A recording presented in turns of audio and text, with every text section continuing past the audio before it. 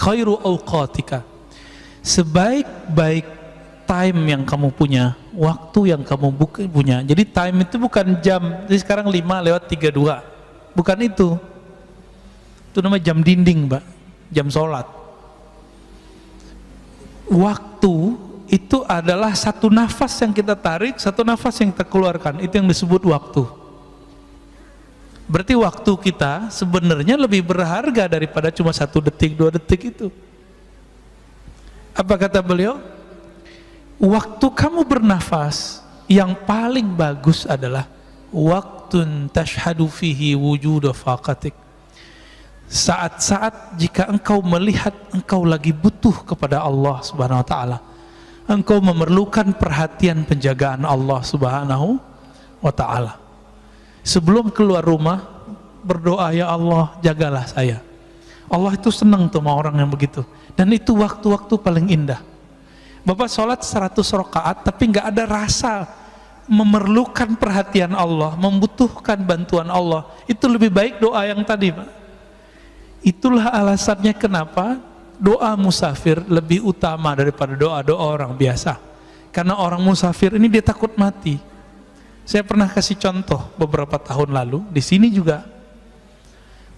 Awal-awal naik pesawat, dari awal naik sampai turun zikir nggak putus-putus kan? Naik kedua setengah putus, naik ketiga lupa, malah nonton, main handphone. Benar ya? Kenapa? Karena kita sudah terlalu biasa. Jadi manusia begitu.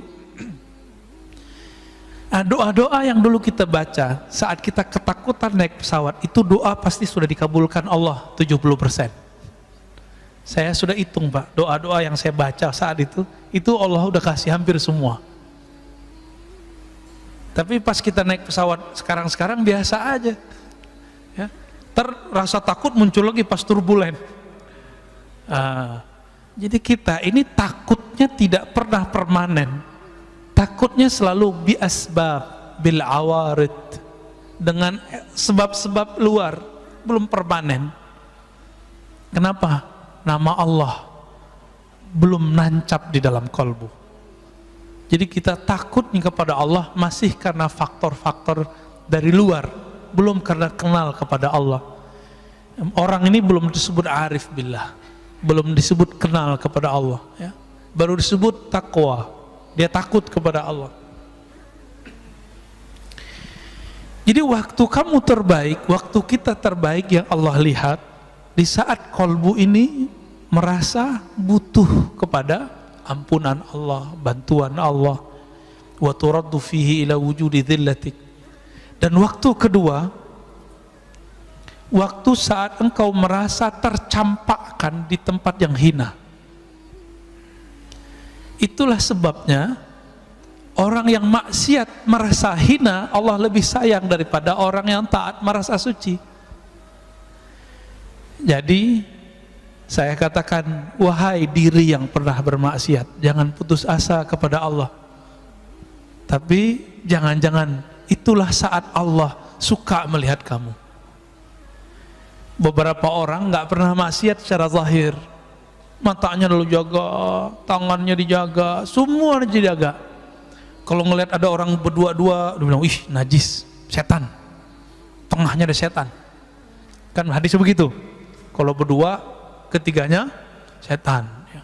Ada yang buka aurat dikit, ahli neraka. Jadi panitia neraka dia, Pak. Kan dia sudah punya daftar ahli neraka, ahli neraka, ahli neraka. Maka Islam yang dia kenal, Islam neraka. Ini orang begini ini berbahaya, Pak. Sangat-sangat berbahaya. Mungkin dia korban pendidikan neraka. Ya.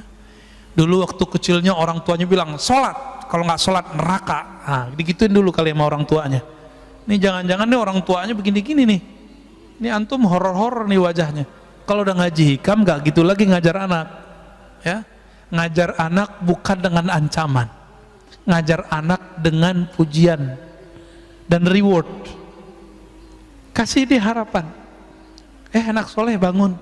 Itu anak kecil lebih senang pada gituin. Anak soleh bangun. Anak papa bangun. Ahli sorga bangun, gitu Pak. Cara bangunin anak itu dia cepat bangun. Tapi kalau kita bilang, kamu nggak sholat, neraka lo gitu ya, itu anaknya bangun langsung pikiran dia. Anak-anak korban begini nanti jadi patian neraka, ya. Dia sendiri nggak tahu nasib dia gimana kan. Banyak orang begitu hari ini, banyak. Pada kita ini buta, ya. Betapa tidak buta. Setiap surat dalam Al-Quran, cari surat At-Taubah, semua memulai dengan Allah mengenalkan diri dan kata Rahman, Rahim, Rahman, Rahim. Emang nggak baca? Emang nggak dengar? Jangan-jangan kita kal himar yahmilu asfara, ya, seperti himar, ya, binatang himar. Apa terjemahan himar? Keledai, ya, yang dia memikul kitab-kitab, tapi dia nggak tahu apa yang dia pikul. Jangan-jangan begitu. Baca Quran, makanya ini mohon maaf loh Pak ya, ini ngajinya agak beda. Saya itu nggak ngajak orang khataman Quran banyak-banyak seperti Imam Syafi'i. Kan kalau Imam Syafi'i baca Quran ngerti, maka beliau emang afdolnya baca Quran banyak-banyak. Selama 4 tahun di Mesir beliau khatam 4.000 kali, terus tahun 1.000. Coba bagi sebulan berapa kali tuh? Antum hitung sendiri ya, capek ngitungnya. Ini dari kemarin, dari kecil sampai sekarang, kalau kita hitung itu khataman, kita nggak nyampe Pak. Kita didoktrin kurang sempurna. Doktrinnya sudah oke, tapi kurang sempurna. Habis baca Quran, belajar Quran, khataman, berhenti ngaji Quran. Seharusnya langsung masuk ke ngaji makna Quran. Dulu waktu saya masih MTSN, SMP, selesai khataman, saya belajar ke kampung di seberang. Jadi kita ada 20 menit ke sana. Saya ketemu seorang buya, seorang ulama, dia ngajarin terjemahan Quran. Setiap Rabu malam Kamis kita belajar nerjemah. Karena keberkahan itulah saya bisa baca kitab sekarang. Ya. Padahal nggak nyantri seperti teman-teman pesantren ya. Saya nggak nyantrinya di surau aja, pindah surau gitu-gitu aja udah. Nggak pernah nyantri seperti teman-teman kecuali setelah kuliah. Pas kuliah baru saya masuk pesantren. Ya.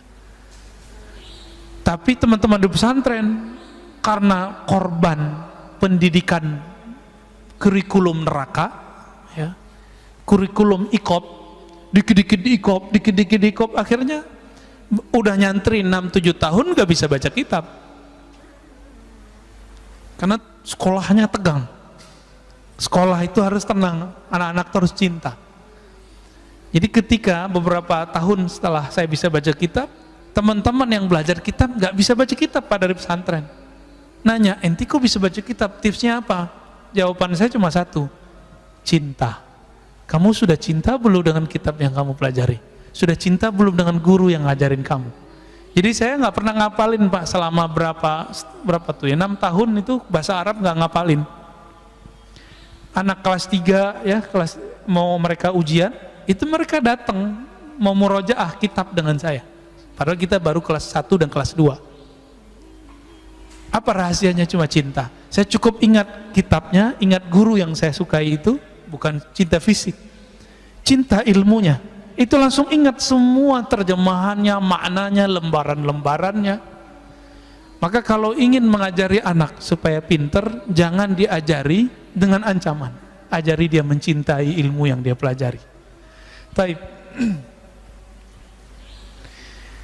Jadi kapan saat-saat yang paling Allah suka? Bukan saat kita puasa 1000 kali, puasa 1000 hari, sholat 1000 rakaat, enggak. Allah sangat suka kepada hamba 2 saat. Pertama, saat dia menyaksikan si hamba itu butuh kepada Allah. Berarti Allah ini sangat suka jika hamba itu bermanja-manja kepadanya. Apakah sudah bermanja-manja kepada Allah malam tadi? Belum ya? Kita merasa kita pinter ya, hebat, saya bisa lo tahajud. Orang begini Allah nggak suka lihat Pak. Tapi ketika dia bangun, alhamdulillah ya Allah, engkau bangunkan aku. Ketika sujud dia mengatakan, ya Allah, malam ini banyak orang yang tidak bisa sujud. Sekarang engkau takdirkan, engkau gerakkan kepalaku untuk sujud. Dibaca ayat, dia katakan, ya Allah, lidah ini banyak dosa, tapi Allah izinkan membaca namamu. Nama Allah berat nggak? Saya udah pernah nyebut ini, Pak. Nama Allah berat nggak?